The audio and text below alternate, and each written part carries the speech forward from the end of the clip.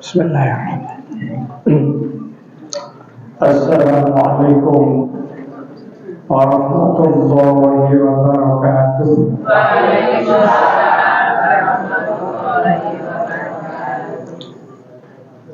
Alhamdulillahilladzi an'ama 'alaina bi ni'matil iman wal islam. Asyhadu an la ilaha illallah wahdahu la syarika lah. Wa asyhadu anna Muhammadan abduhu wa rasuluhu wa la nabiyya wa la rasula ba'dah. Allahumma shalli wa sallim ala khatamil anbiya'i wal mursalin Nabiyyina Muhammad wa ala alihi wa ashabihi wa man tabi'ahu bi ihsanin ila yaumil qiyamah. Amma ba'du. Bapak Ketua PAP yang saya hormati, teman-teman dari pimpinan cabang Muhammadiyah Kabupaten Klaten yang saya hormati, ibu-ibu pimpinan cabang Aisyah Kabupaten Klaten yang saya hormati, bapak-bapak pimpinan ranting Muhammadiyah se-Kabupaten Klaten yang bisa hadir pagi ini yang saya hormati, bapak-bapak, ibu-ibu, hadirin hadirat jamaah kajian rutin Ahad pagi, pimpinan cabang Muhammadiyah Kabupaten Klaten yang insyaallah selalu dimuliakan oleh Allah Subhanahu wa Ta'ala. Amin ya rabbal alamin. Tak lupa kepada teman-teman dari Kopam yang hari ini Masya Allah hadir lumayan mengamankan acara. Kita bersyukur kehadirat Allah Subhanahu wa Ta'ala pagi hari ini atas hidayah, taufik serta ma'unah dari Allah.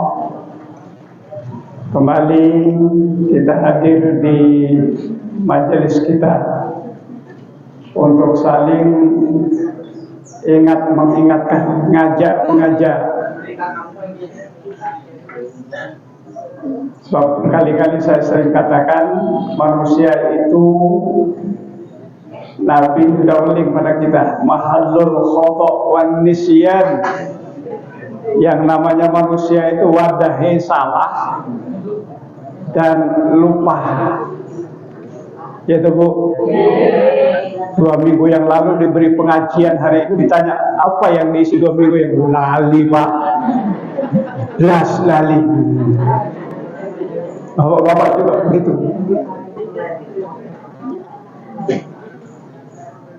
Karena itu memang fitrahnya manusia itu selalu diingatkan agar tidak menjadi orang yang rugi kan. Suratnya panjenengan udah hafal semua, hafal di luar kepala sejak dari TK malahan. Ya kan? Wal asri mesti apa? Innal insana lafi khusr illa alladzina amanu wa 'amilus solihati wa tawassaw bil haqqi wa tawassaw bis sabr. Demi waktu, sungguh manusia itu dalam keadaan rugi. Manusia itu semuanya rugi, illa kecuali mereka yang saling nasihat menasihati dengan kebenaran dan saling nasihat menasihati dengan kesabaran. Ya tadi itu 2 minggu yang lalu diingatkan, hari ini lupa, diingatkan lagi agar kembali ingat. Sebab dengan saling mengingatkan itu kita berusaha untuk tetap di jalur Gusti Allah, gitu loh maksudnya. Sebab manusia itu mudah sekali tergelincir, ya toh? Mudah sekali tergelincir, apalagi di zaman kehidupan yang seperti sekarang ini, masya Allah, ngeri. Mudah sekali kita tergelincir, Bapak Ibu. Maka kita bersyukur kepada Allah Subhanahu wa Ta'ala. Allah ringankan langkah kita, Allah mudahkan kita untuk berangkat ke majelis taklim, membuka hati kita untuk minta diingatkan. Ya toh? Ya, diingatkan agar kita tetap di jalurnya Allah Subhanahu wa Ta'ala. Tak lupa, mari bersama-sama kita mohon kepada Allah, mudah-mudahan salawat dan salam selalu tercurah limpahkan kepada junjungan kita Nabi besar Muhammad sallallahu alaihi wasallam, pada keluarganya, para sahabatnya, dan semoga terus tercurah pada seluruh umatnya hingga yaumul qiyamah. Mudah-mudahan saya, bapak-bapak, ibu-ibu semuanya termasuk di dalamnya. Amin. Ya Rabbal Alamin. Bapak-bapak dan ibu sekalian, kita bersyukur jadi orang Islam. Islam itu, Bapak Ibu, nikmat yang terbesar yang pernah Allah turunkan ke dunia.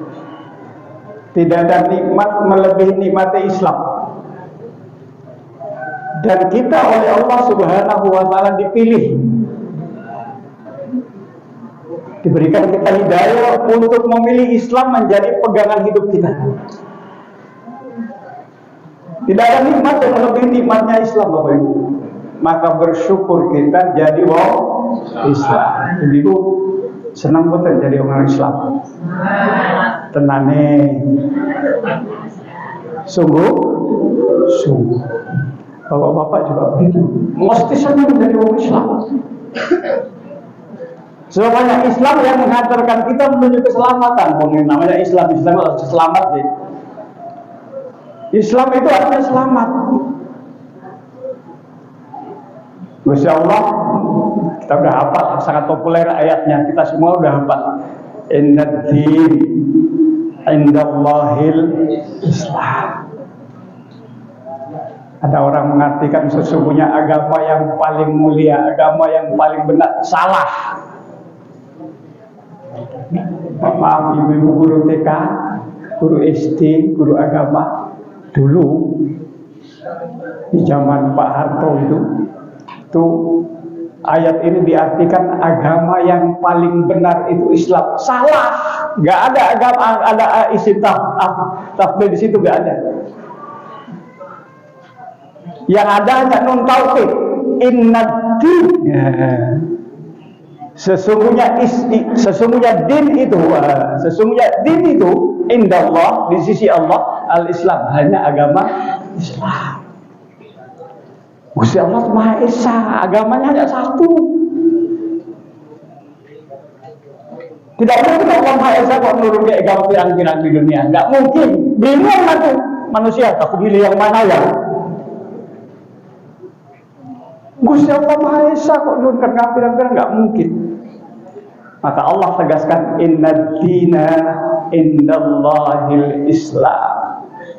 Nah, untuk menguatkan kita lagi, dilanjutkan pada Al-Imran ini, Al-Imran 19, nanti di Al-Imran 85 ditegaskan lagi oleh Gusti Allah.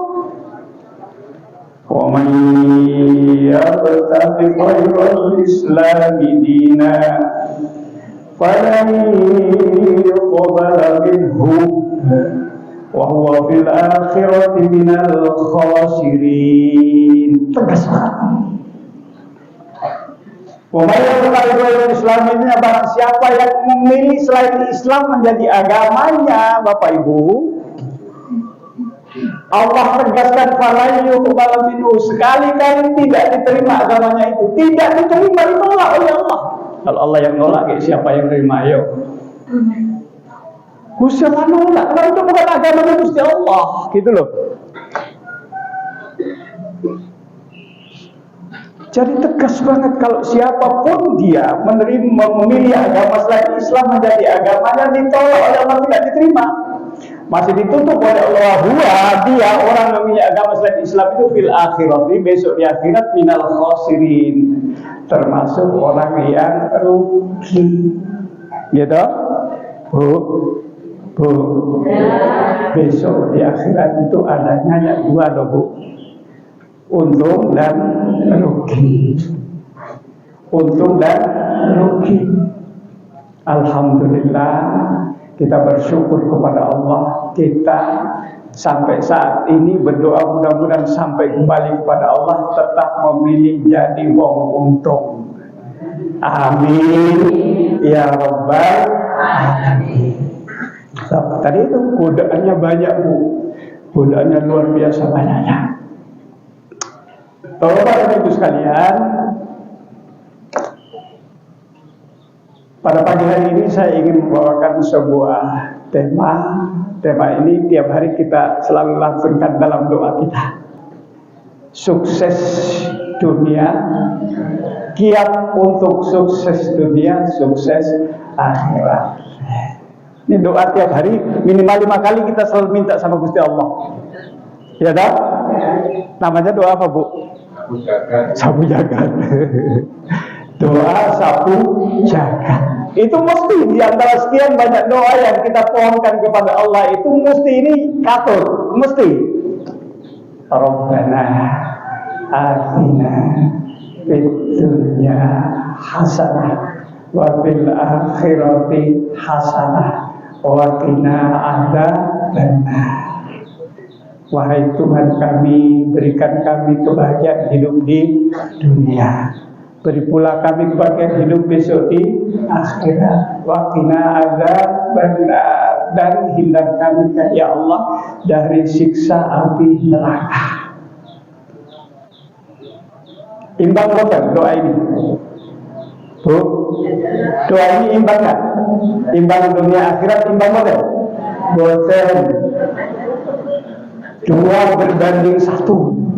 Ya toh? Dunia 1, akhirat 2. Ini dunia hanya atina fid dunya hasanah, akhirat wa fil akhirati hasanah, masih tambah wa qina adzabannar. 2 berbanding 1. Ini Allah. Ini doa dalam Quran loh. Allah sebenarnya memberikan kita pelajaran bahwa dunia itu seindah apapun tidak seindah kehidupan besok di akhirat. Wal akhiratu khairul laka minal ula, wal akhiratu khairun wa abqa. Jelas tak? Ini yang doa yang hari kita langsungkan kepada Allah. Mohon agar selamat hidup kita di dunia, selamat besok di akhirat, terhindar dari siksa api neraka. Tetapi ibu-ibu, bapak-bapak, dalam surat Ar-Ra'd ayat 11 Allah berfirman, innallaha la yughayyiru ma biqaumin hatta yughayyiru ma bi anfusihim. Allah tidak akan merubah nasib suatu kaum sampai mereka ikhtiar fisik, berusaha merubah nasib dirinya sendiri. Jangan hanya minta sama Allah tetapi tidak dibarengi dengan usaha, nggak boleh. Gitu? Orang-orang dulu zaman dulu nenek moyang kita di Jawa ini punya filosofi Jawa namanya apa? Obah mama. Aku seneng banget loh, obah mama. Obah mama ini bagian dari ayat ini sebenarnya. Obah disik baru mama. Gak mungkin mama kalau tidak diikuti, tidak didahului dengan obah. Luar biasa kan? Bahagia dunia, bahagia di akhirat, ikhtiar disik, nggak ikhtiar nonsen, nggak mungkin dapat. Ini luar biasa Gusti Allah. Kamu tidak akan berubah, Allah tidak akan merubah nasib kamu kalau kamu sendiri diam saja, tidak mau berubah. Tiap hari berdoa, ya Allah, minta bahagia dunia, bahagia di akhirat, terhindar dari siksa api neraka. Tapi dengar adzan cuek, Acuh tak acuh. Apa kata Nabi? Wahwa kadzdzab. Orang ini dusta. 5 hari berdoa tetapi dengan azan cuek, dusta. Bohong. Sama Gusti Allah kok dusta, apalagi sama orang lain. Gitu? Iya. Lah tiap hari minta tuh. Sementara dipanggil ya Allah sholah, ya Allah falah, cuek. Bahwa kadzdzab, orang ini dusta. Nauzubillahi. Maka Bapak-bapak dan Ibu sekalian, apa saja ikhtiar-ikhtiar yang harus dilakukan untuk meraih kesuksesan itu? Bapak Ibu, sukses itu kadang-kadang orang menganggap sukses itu orang kalau hidupnya bergelimang harta.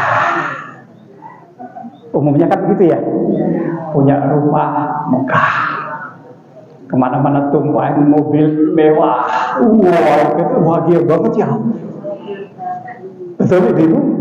Belum tentu. Oh, setir mobil mewah, wah tapi ya ini udah hampir akhir bulan sih. Cicilan kan ya udah cukup belum ya?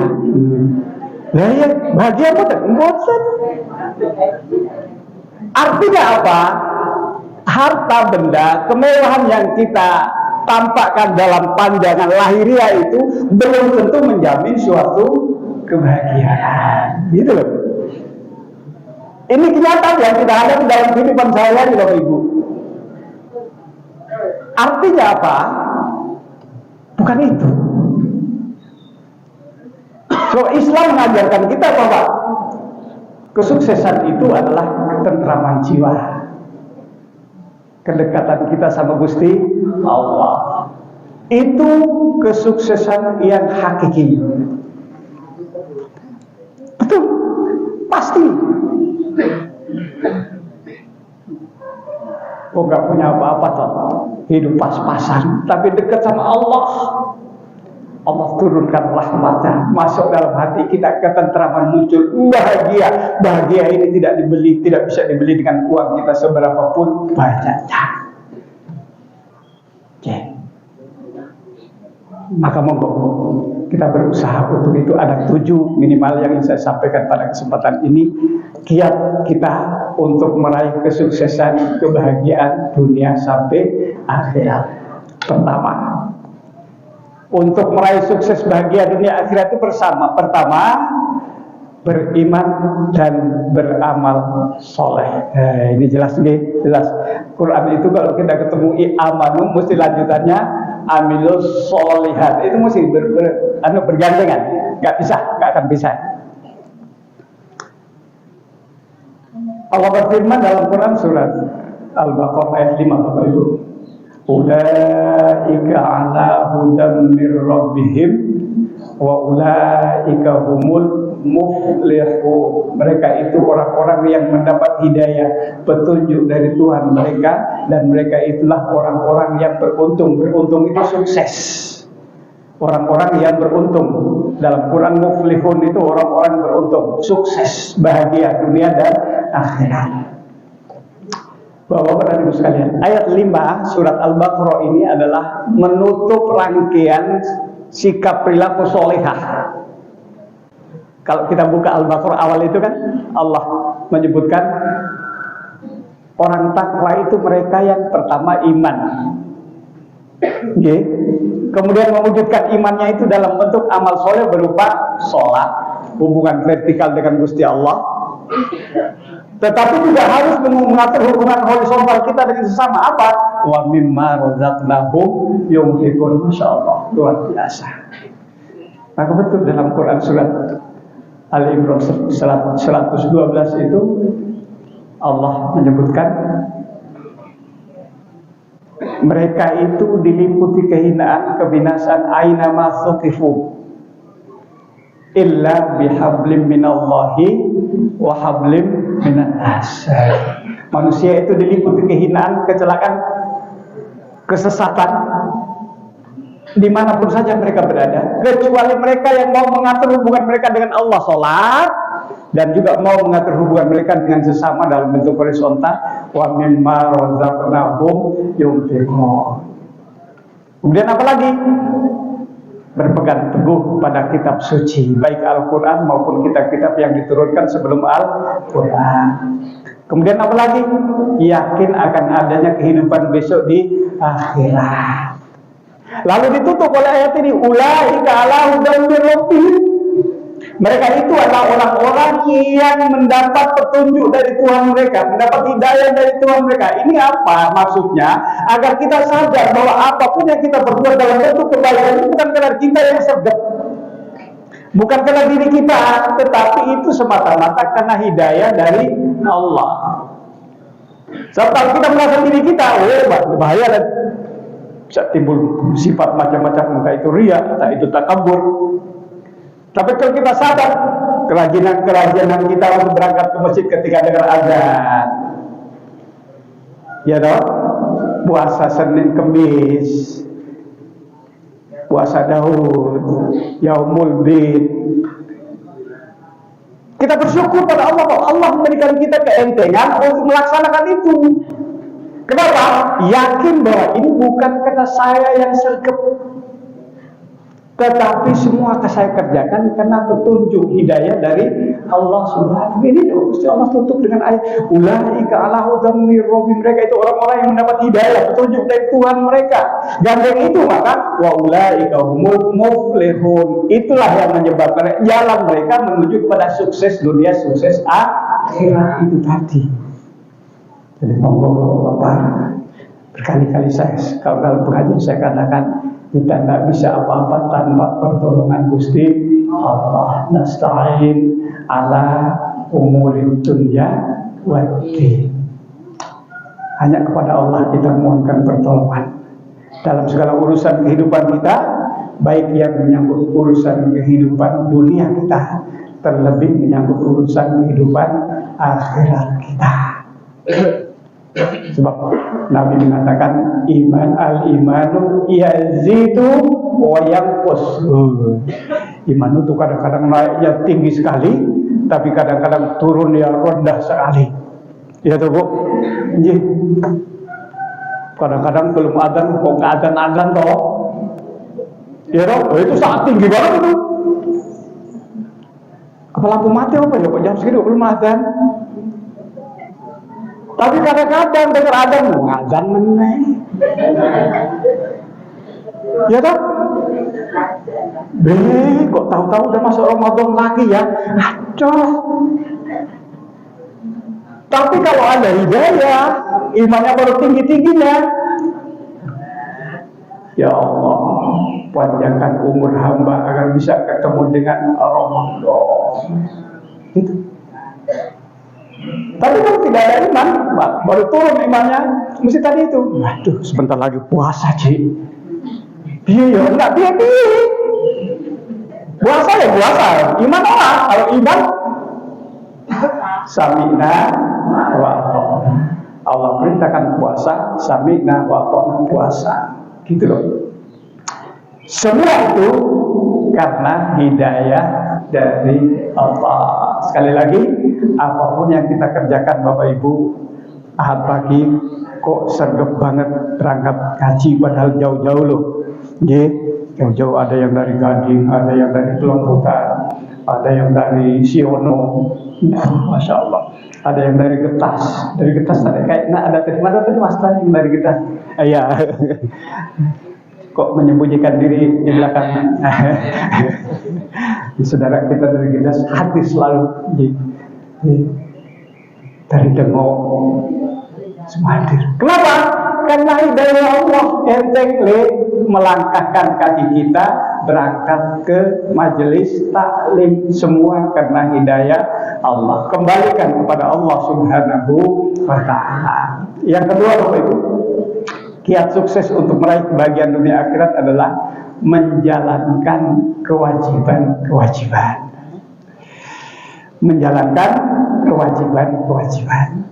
Bapak Ibu, dalam sebuah hadis diceritakan begini, ada seorang badui datang kepada Nabi Sallallahu Alaihi Wasallam, kemudian bertanya pada Nabi begini, Walladzi akramaka la ataqawwa'u syai'an wa la anqusu mimma faradallahu alayya syai'an. Faqala Rasulullah sallallahu alaihi wasallam, aflaha in sadaqa au dakhala al-jannata in sadaqa.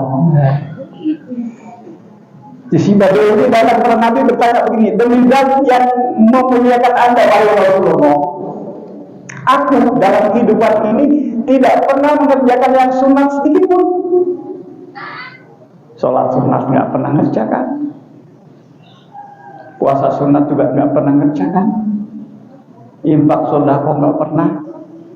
Tetapi ya Rasulullah, saya kewajiban saya tidak saya tinggalkan sedikit pun. Apapun kewajiban dari Allah semua saya kerjakan. Maka Nabi kemudian bersabda pada orang ini di depan sahabat-sahabatnya, aflaha in sadaqa. Dia sangat sukses, sangat beruntung jika apa yang dikatakan itu benar, istiqomah. Dakhala jannata in shadaqa, atau dia akan masuk surga jika apa yang dikatakan itu benar. Artinya Bapak Ibu, kalau kita istiqomah mengerjakan kewajiban, semua kewajiban yang diembankan Allah kepada kita, itu sebenarnya sudah jaminan sukses bahagia dunia dan akhirat. Cuman persoalannya kita nggak ngerti, ya tuh Bu, Pak. Kita nggak ngerti kewajiban yang kita kerjakan utuh diterima oleh Gusti Allah atau tidak, gitu loh. Persoalannya kan itu. Kembali ke yang wajib itu. Kita nggak ngerti sujud kita, rukuk sujud kita, berdiri kita, tengah malam bangun kita, puasa sunat kita, utuh diterima oleh puasa kita, utuh diterima oleh Allah Subhanahu wa Ta'ala atau tidak, ya kan? Nah karena itu maka kebijaksanaan Nabi kita Muhammad Sallallahu Alaihi Wasallam saking sayangnya kepada umatnya menganjurkan kita untuk nambahi dengan sholat sunnah, puasa sunnah.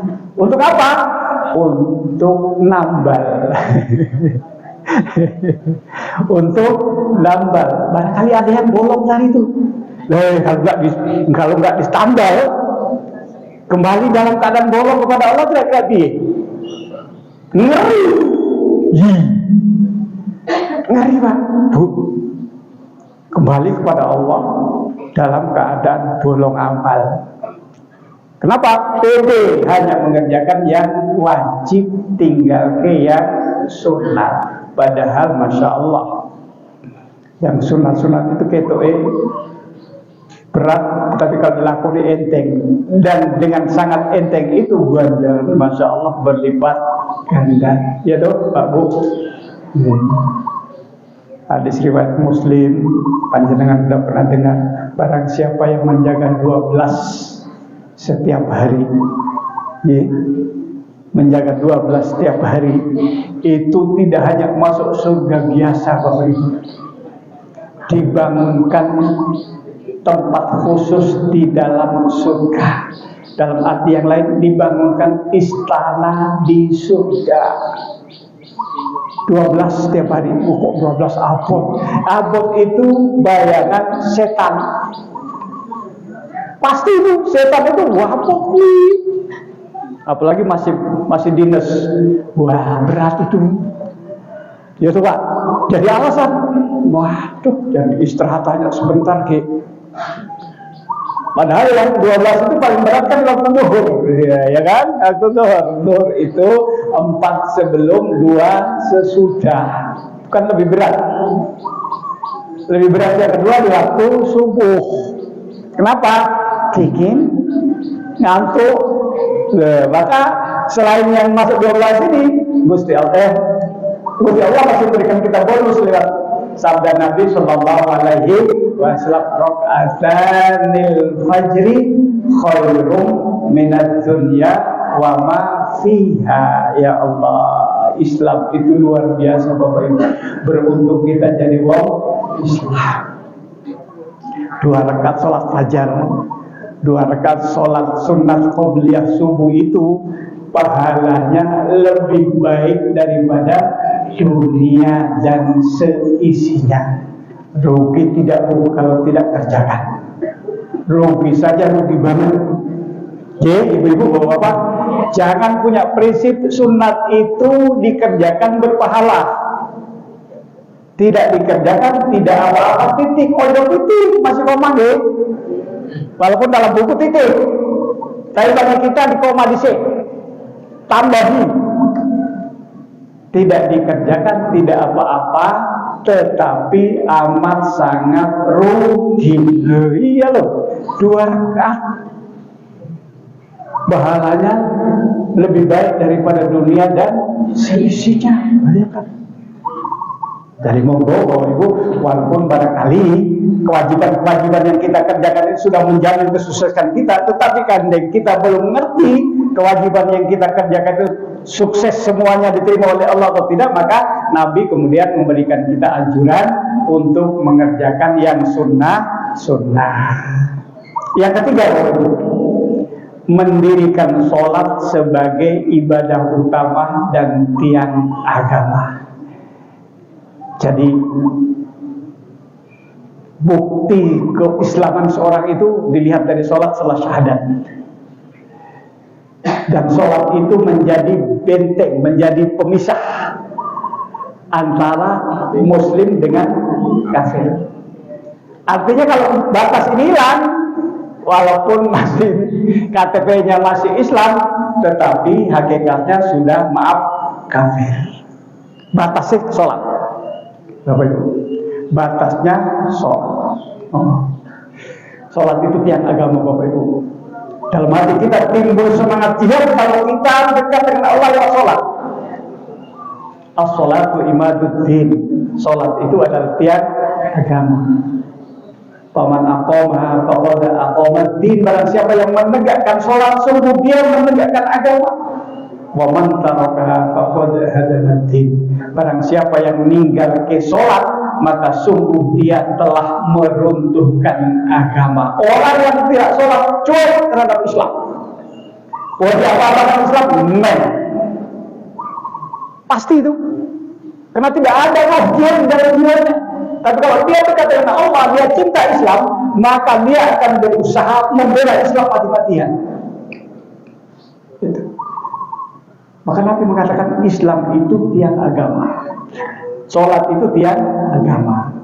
Agar kita cinta Islam, mari dekatkan diri kita lewat aturan yang telah ditentukan oleh Allah dengan sholat, tidak dengan yang lain. Gitu?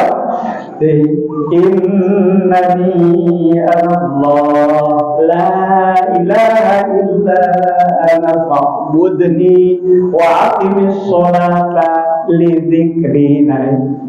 Cara mendekatkan Allah dengan sholat. Sholat itu adalah wadah kita, media kita untuk ingat kepada Allah Subhanahu wa Ta'ala. Dengan ingat kepada Allah, hidup kita bahagia, tentram dunia, bahagia besok di akhirat.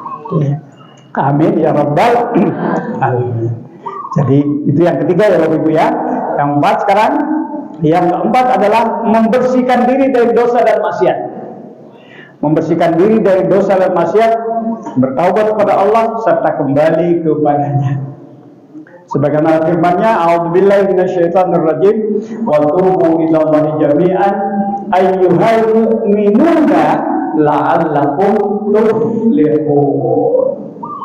Dan bertobatlah kamu semuanya kepada Allah, wahai orang-orang yang betul-betul beriman, la'allakum tuflihun, supaya kamu sukses. Kamu sukses, selamat, bahagia dunia dan akhirat. Jadi pertama, membersihkan diri dari dosa dan maksiat. Bapak-bapak dan ibu sekalian, orang yang baik itu orang yang merasa dirinya penuh dosa.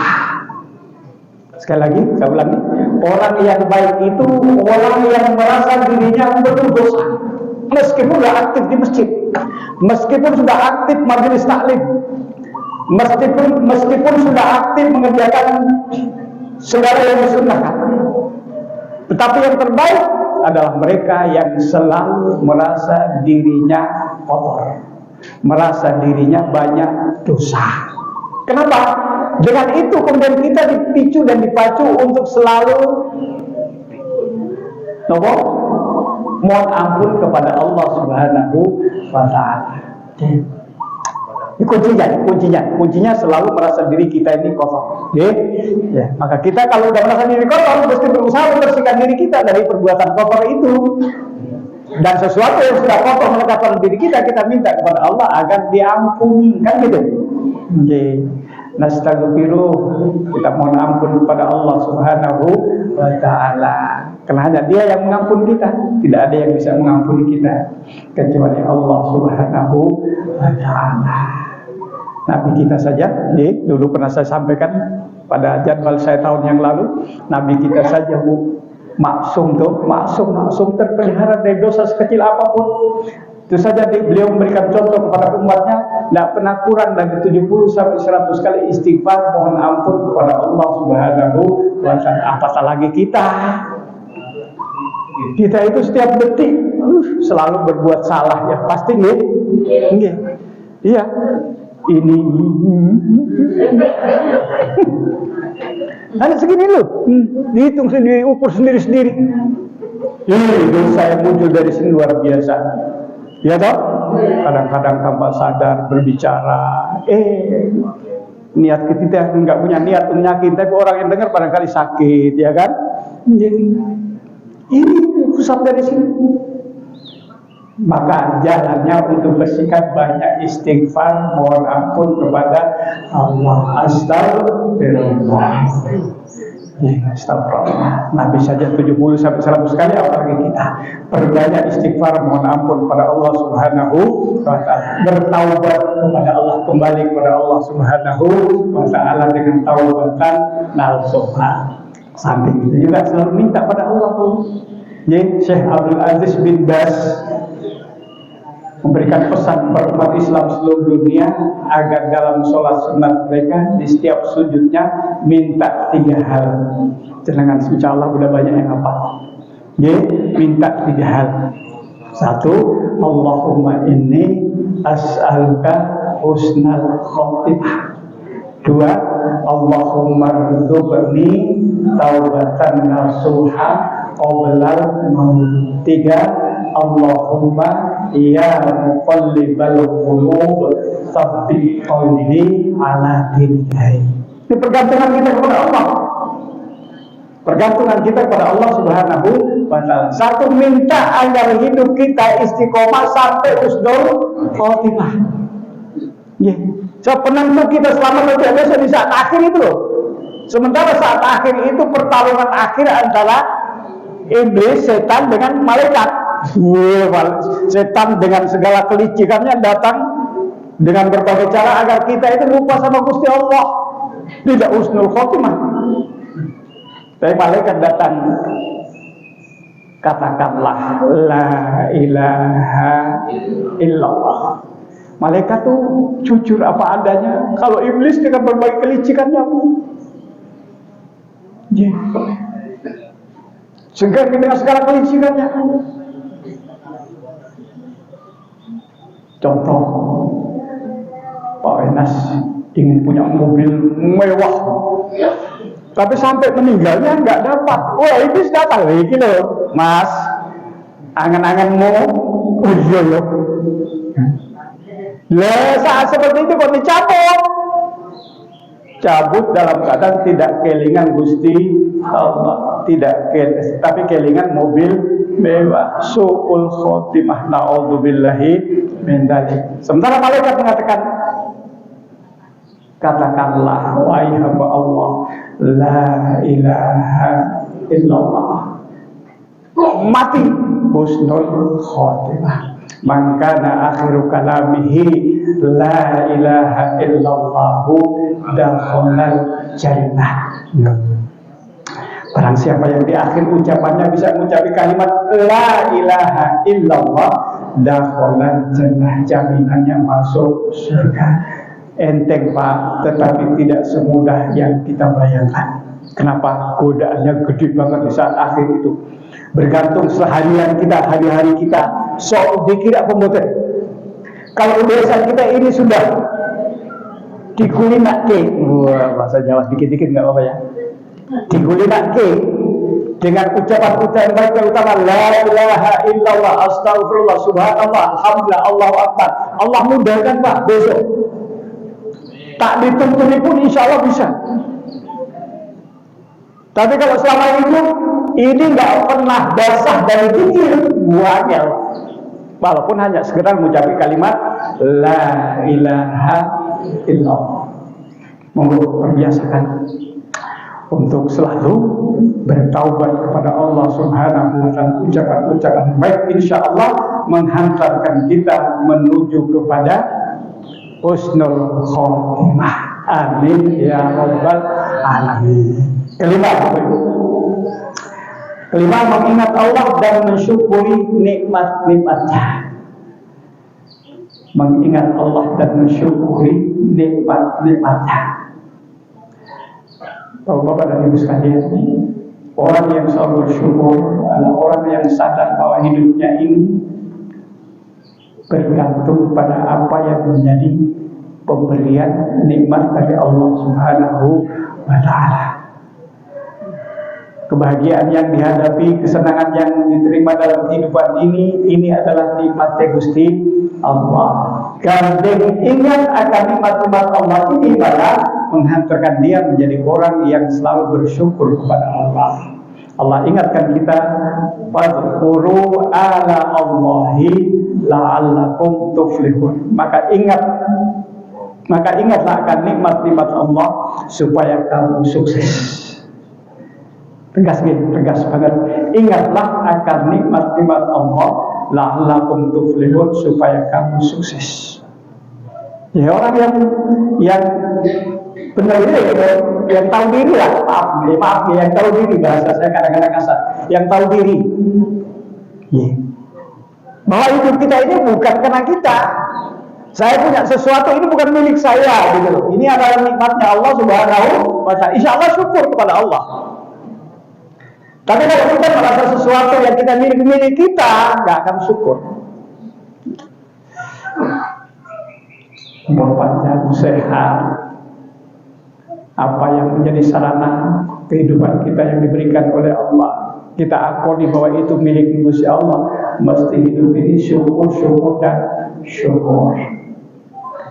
Tapi kalau tidak, jauh kita dari syukur. Sementara hanya dengan syukur itulah Allah akan menambah kenikmatannya kepada kita. Maka selalu minta kepada Allah agar jadi wong syukur. Dan syukur itu kalau kita tidak ditolong oleh Allah, ya Bu. Ya tahu?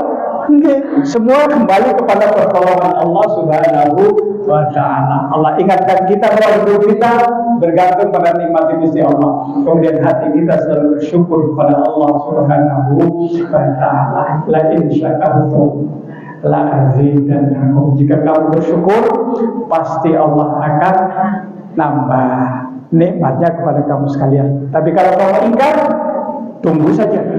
Kata Allah, inna alabi la syadid adabu sakti. Ikuti doa saya. Bismillahirrahmanirrahim.